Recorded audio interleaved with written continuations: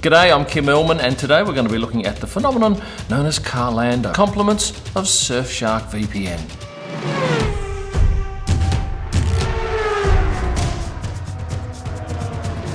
Carlando, it's a unique friendship between two F1 drivers, Carlos Sainz and Lando Norris. Oh, just quickly, coming up later in this video, one of you is going to win an A3 picture of mine signed by your favourite driver, coming up later. Of course, it quite easily could have been Land Carlos or Land Carlos, but it's not, it's Carlando. And there are 50 plus Instagram sites dedicated to this relationship. Certainly, every post I put up of the pair on my Instagram channel goes crazy. It bats way above average. The pair came together in 2019 when they both joined McLaren, and for that entire year, they got on famously, despite what you have seen in Drive to Survive. And I'll come back to that shortly.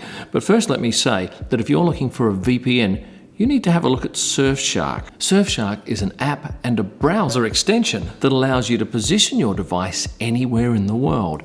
Now that's pretty important for someone like me that travels a lot in the Middle East and Russia, where we can't get some social media sites locally.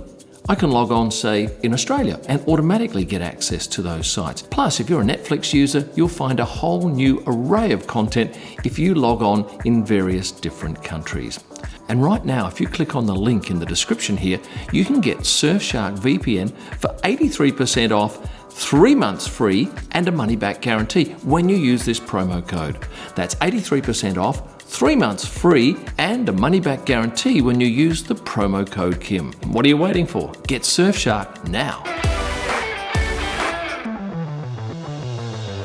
F1 is a pretty serious business, and what we see with Carlos and Lando is some good-natured fun in the paddock. Now, we don't get a lot of that traditionally, but certainly I imagine you want to see more of it. One of the things you notice about these two drivers is they're not yet jaded, so you get that real genuine sense of we love being here. Let's step it back. Carlos started with Toro Rosso in 2015. He did 2016 and 17 of the 21 races at Toro Rosso, then the last 4 at Renault.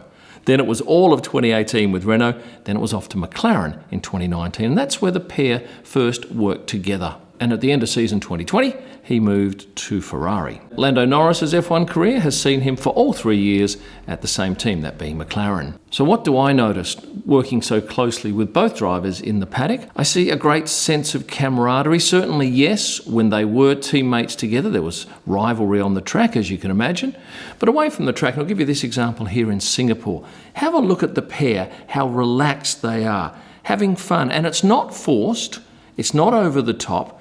It's just a couple of guys enjoying what they are doing. I think there needs to be a fair bit of kudos to McLaren as well, because they milked the relationship well with the Carlando videos featuring the Muppets. And I like that about the team, that they're not too precious, that they can have fun with those two drivers. You certainly wouldn't see that coming from Mercedes with George and Lewis, but then again, that's a completely different dynamic. I've gone back through all of my images of the pair, and the first shot I have them together was at the launch of the Melbourne Grand Prix in 2019 when they arrived by boat, with Zak Brown entertaining both of his young drivers. As you can see here, it's a very relaxed feel. One of the great opportunities we get to shoot the drivers together, and remember, there aren't that many times out in public that these two are together. But certainly when they go to the drivers' parade and when they go to the Friday night, well, they don't have the Friday night drivers' meetings anymore, but when they did in the pre-COVID days, they would often walk together and chat. Great opportunity for us photographers to shoot these type of pics. And certainly in that first year, you could feel that Lando, being the rookie, was very much looking to Carlos for some sort of lead.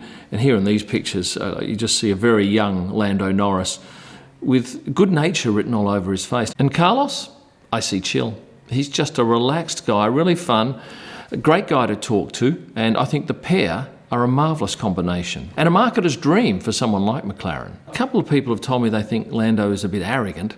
I can't see it. I just see him as a likeable guy who presents well. Now, I do know, and I can tell you, that he used to be quite shy, and certainly his social media has portrayed him over the years as being a fun sort of guy. He's grown into that role, and I think he's very comfortable with it now, and certainly the public has lapped that up. At the start of 2020, Drive to Survive suggested there was an intense rivalry between the pair. Now, I never saw that, and of course there is rivalry because they're driving against each other in the same team, but that was blown completely out of the water at the very first race in Bahrain of 2021, out in the car park when I was photographing the pair arriving just by pure fluke at the same time. Carlos straight over to Lando after a break of some months, I gather, of not being around each other, and it was straight into good fun. Now, that's something you don't get if there's an intense rivalry between the pair. Getting back to the relationship, on a couple of occasions, Lando has said that they are not teammates, they're more like brothers. And when Lando Norris revealed he had a girlfriend that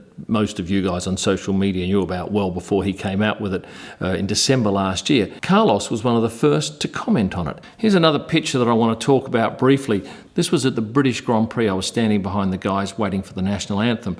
And Nico Hulkenberg's approached Carlos and distracted him for a second and then given him a good sack whacking. And in the background you can see Lando enjoying this immensely. And I don't know whether you picked this up in 2019.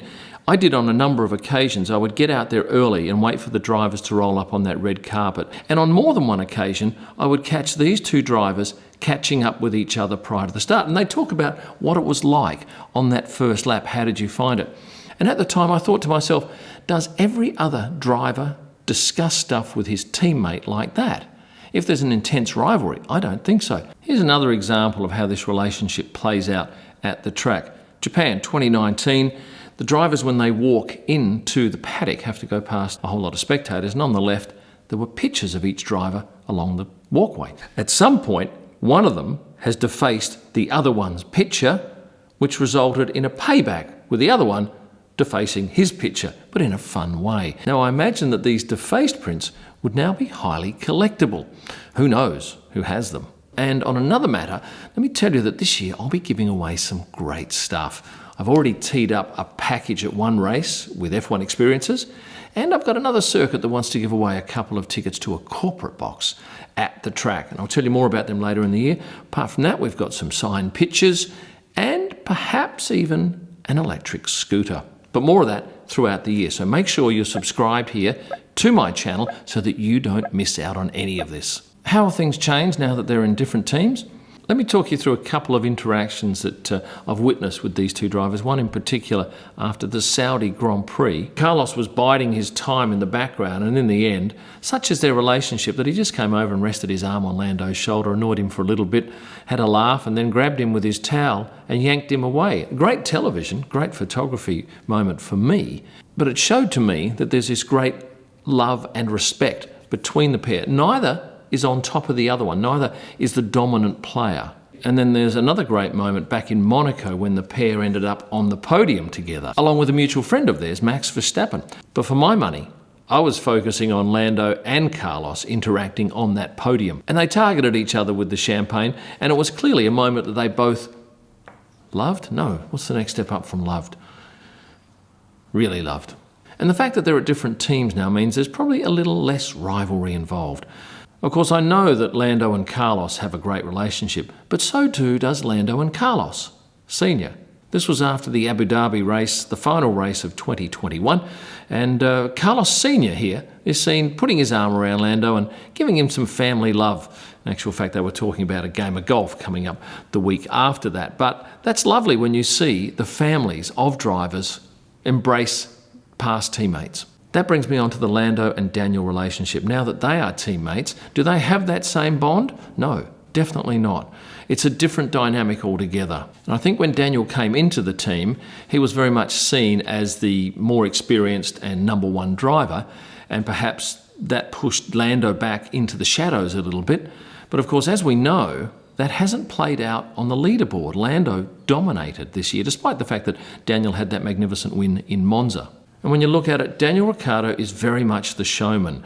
And Lando probably knows not to try and compete with Daniel on that level. I remember shooting this interaction on a Thursday at one of the races, and I noticed that Lando was bright and vibrant and sharp. He's always sharp in interviews, mature way beyond his years. But he didn't try and match Daniel's out there-ness, because Daniel is a true performer when it comes to the camera. But Lando is nowhere near as gregarious, perhaps, as Daniel Ricciardo. And you can see that they don't have that same relationship. And I don't suggest that that's important to have that relationship with your teammate. To me, the Carlando relationship is one that F1 needs and certainly enjoys having. I wonder this year how Drive to Survive will portray that relationship, if indeed they capture any vision of it.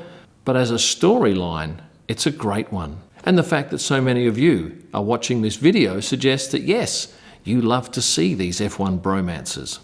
Now, as a thank you for sticking around to nearly the end, I'm going to give you the chance to win an A3 picture signed by your favourite F1 driver. To win, make sure you're subscribed to the channel. Then put a comment below and tell me which driver you'd like signing a picture of mine and which country you come from. And on February 6, I'll pick one person to receive a picture signed by their favourite driver. You'll find all of my digital images at prostarpics.com. My F1 photo books, I'll send them to almost any country in the world. You'll get them at kimillman.com, where you can also order canvas prints like this one. And for my best images live from the track and all during the week, head to Instagram and search Kim Illman. Thanks for watching and stay passionate.